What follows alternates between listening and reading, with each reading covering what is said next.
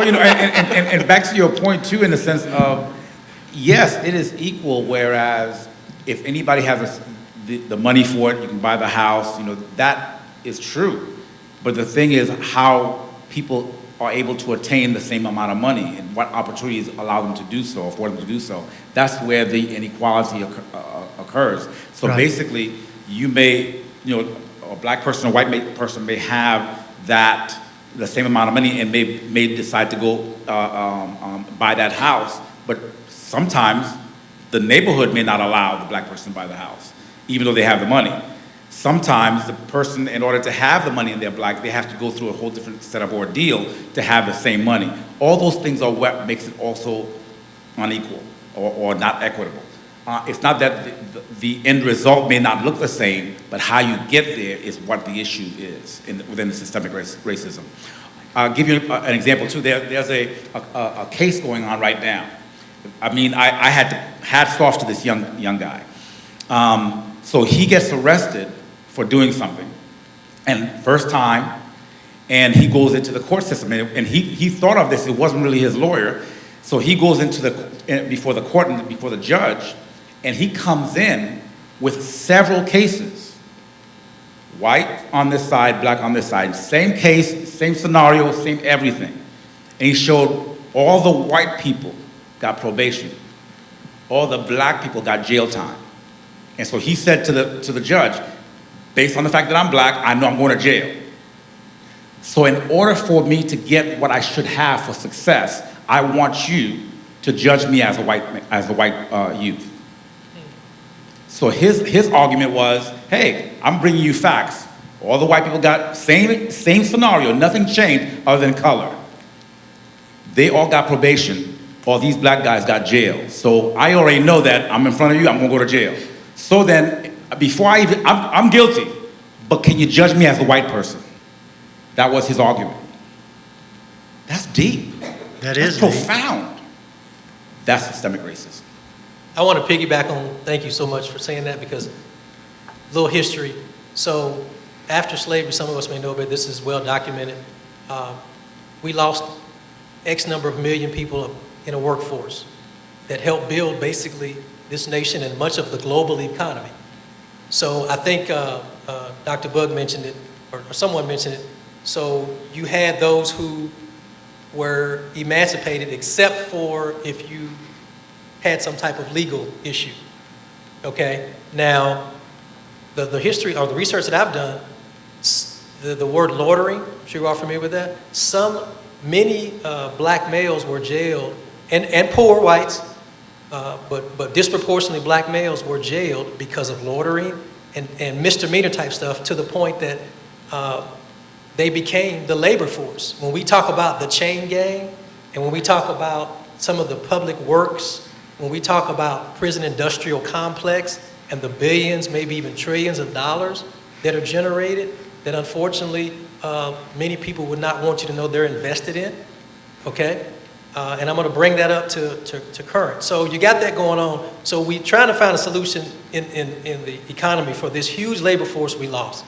So we're going to start disproportionately jailing people of poverty, people who basically can't fight for themselves.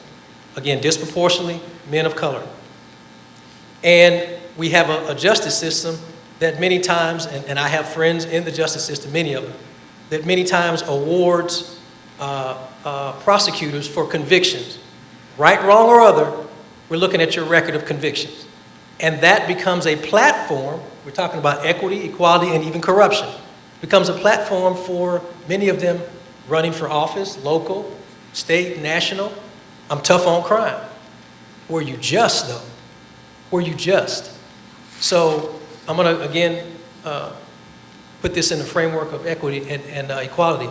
So you've got this huge prison industrial complex that is morphing, or about to morph. Then we have the war on crime, which was 80s, 90s. I think it actually began with Nixon, but it really took off, believe it or not, under, I want to say Reagan, and then some under Clinton, which of course many of us have heard. There's been an admission of maybe I should have rethought some of these things. So now we have created a prison industrial complex, many who were jailed because of what would be considered low-level or small drug offenses, but they're jailed for a huge amount of time, many times because of being poor and ignorant and not having good defense. But now that's a body that can be producing, and we pay pennies to get the production that that body's producing. So it's a new type of slavery to some degree. So now we move on to taking that group, and you've done your time. You've done your 10 years, 5 years, 20 years, 30 years.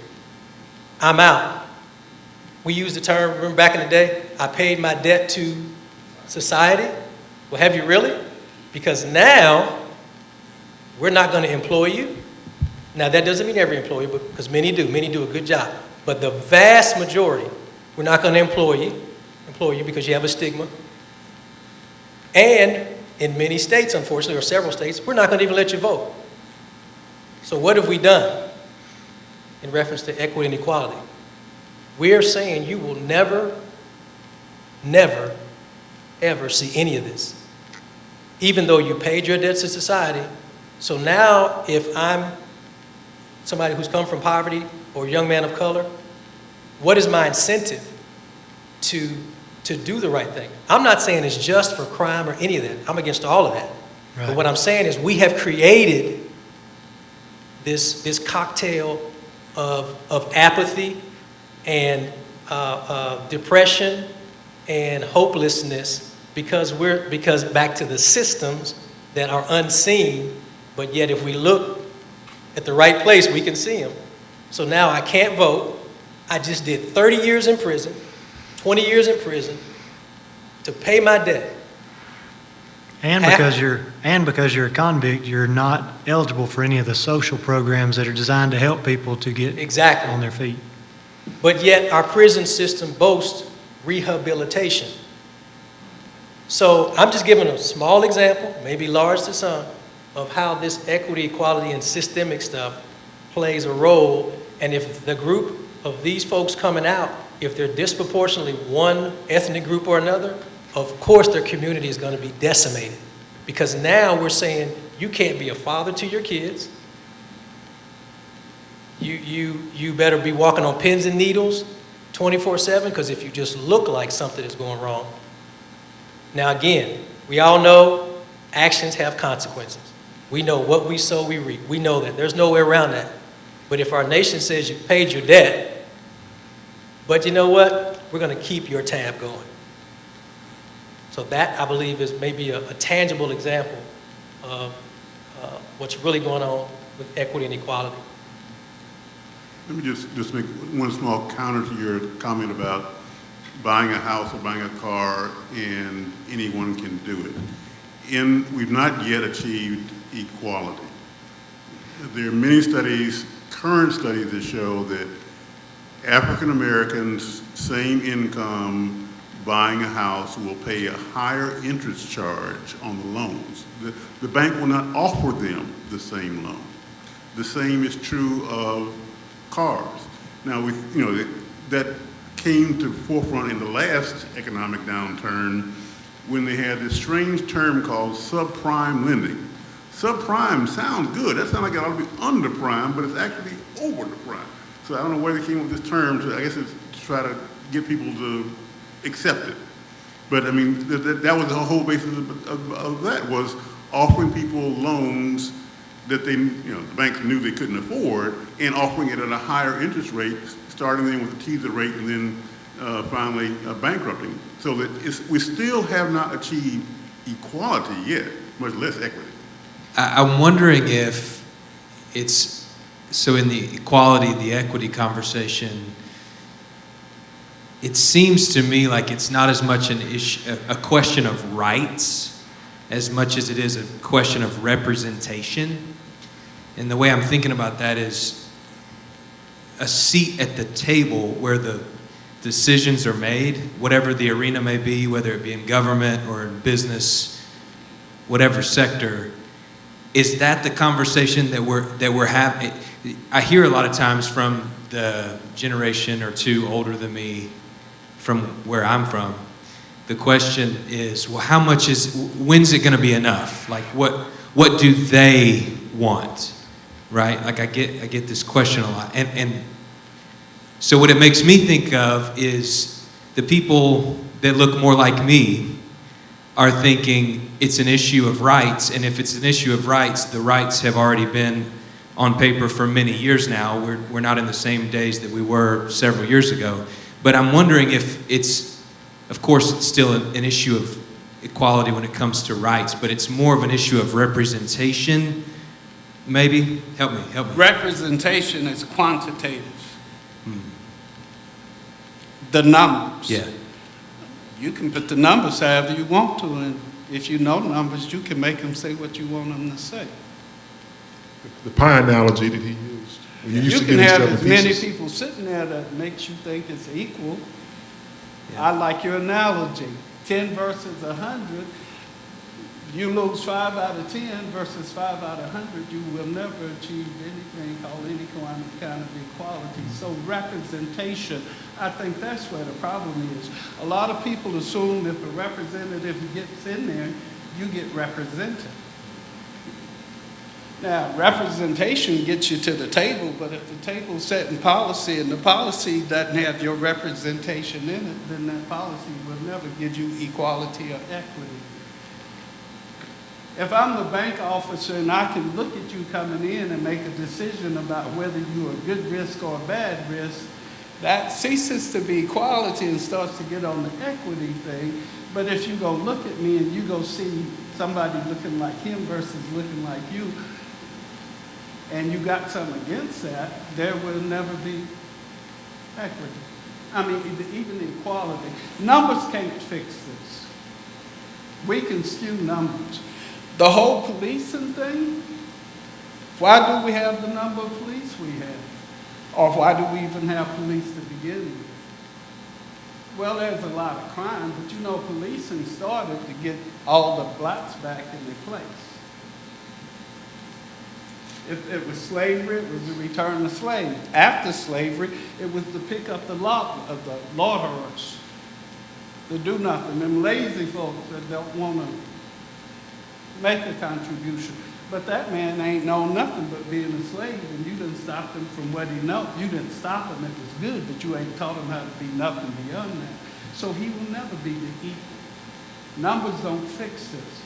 We skew them numbers all the time. It gets back to the heart thing, the humanity thing. They use numbers. We were 3/5. They divide us up in numbers to represent in Congress, but if the representative isn't going to represent those people that don't look like them, it's not equal representation, and there would never be one where everyone gets what they need to be successful. And I don't think that's what anybody's looking for. I think we want to achieve the great American dream, but I think everybody wants to know they get the same chances. You don't feel you get deprived of any chances in this country. Well, that's not always been Not the you, case, just but you. yes. I'm sorry if I pointed at you. Right. You follow what I'm saying? Well, I would tell you, I'm pretty sure everybody of a darky who's sitting here, there are many things I don't get the opportunity to do in the system, or if I do it, I do have to be the exception. And I'm just trying to answer your question. Putting numbers look good, takes a good picture, but it doesn't get you inside of what those numbers are and what they're trying to achieve. So you think it's not an issue of representation, or it is, but it has to be It both is. qualitative But and yeah, quantitative? it has to be both. Yeah, and we can skew what is quantitative All we very got to easily. do is throw out a good number that proves our point, and we can go run it to make our point. But until the table where the decision is being made is inclusive, that was a word that was used, then it's still going to be they making the decision to effect rather than us deciding on what's best for everyone. And that's a significant mountain to be climbed. Sure. Especially when everyone, as we've said before, is privy to this relationship with yourself that is ultimately corrupt. Like, we want what's best for us. Do we truly want what's best for everyone? Do we truly want everyone to have a chance to succeed? I mean, on any side of the debate, do we truly want that? Or do we, at our core, have to kill the selfish pride that is driving every decision that we're making, that we want success for ourselves and for our own? So how many people are actually thinking about the everyone, and where's the solution? Or where's the path towards the solution? Sorry, I didn't mean I was going to say, Jerry, well, what you just said now, I'd say from a political standpoint, the person you just described is called a statesman, not a politician. And we used to have those. And I pray we end up having more. But they are grown and developed and realize that they're in that position because it's a calling, not a position to be had for power grabbing. But I've heard from many people I've talked to, because I think you made a statement, Tom, which is a phrase I know you were using in general. Folks will say, what do they want? Whoever the they party is, right? I'm totally familiar with that. And what I would say that they want, because I'm part of they, but I've talked to they, many of they, and that is that to be treated fairly.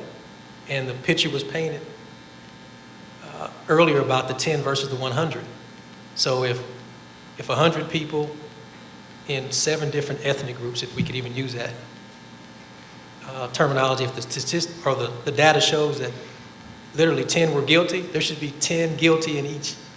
Now we know there's going to be some variables. We know there's going to be 5% variable or causation or whatever you want to call it. But that's the way it should be. That lets us know, at least possibly from a quantitative standpoint, because I used to be in data analytics, so that we are moving in the right direction. Now, does that mean some of those people that got convicted may be innocent? Absolutely. Does that mean some of those people who got off may be guilty? Absolutely. But the data is saying at least we are treating everyone with the same set of standards. And to your point about jobs, I totally agree with you. Jobs have to be created. And we have plenty of small pockets around this country and even around other countries where we as a nation have invested and created jobs. I mean, even the whole green economy that is right upon us. But we know it's a political football. It's, again, who's gonna get power, who's gonna lose power, who's gonna be empowered, or who's gonna be maligned. And so we have the ability to, whether it's create jobs, bring jobs back, all that kind of stuff, to create the opportunity for those that would normally be maligned, or what we use a lot of terms like at risk, underserved, all these buzzwords that I'm sure we've all heard plenty of times. But that is an intentional, again, I'm my brother's keeper. But what we can't seem to get beyond our thinking is that if I help him, it's going to come back and benefit, not only maybe to me, and that's back to the heart piece, the heart change, but to maybe the generations to come of my children and children's children. And we can again see that bear it out biblically. Continue on with just the little aspect of the political system. When I look at our choices in the quote-unquote black community, I look at, on one side, I get an opportunity to vote for a political party that is all about abortion and killing black babies. On the other side, I get to vote for someone or a political party that wants to save black babies or don't want abortion, but that will allow an atmosphere where the adult black people may get hung. Those are my options. Because the atmosphere on this side makes it possible for the atrocities to come back. On this side, we speak against the atrocities, but we kill them before they're born. Those are my options. I don't like either one of them. So what do they want, as one of they as well. I'd like to walk around and not have to think about community.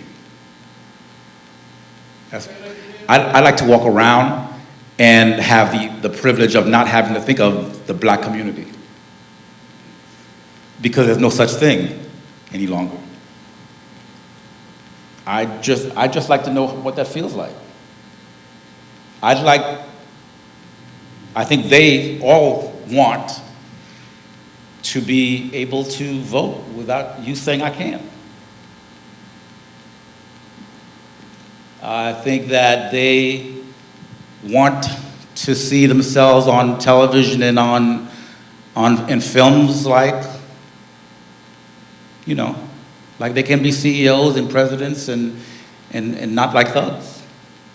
I think they just want to live and breathe like humans. That's what they want. And not to be perceived as a criminal just by breathing. That's really that's what they want. You mentioned earlier that during slavery there was this pseudoscience to create the idea of race and what was different between those who were of darker hue and those who weren't.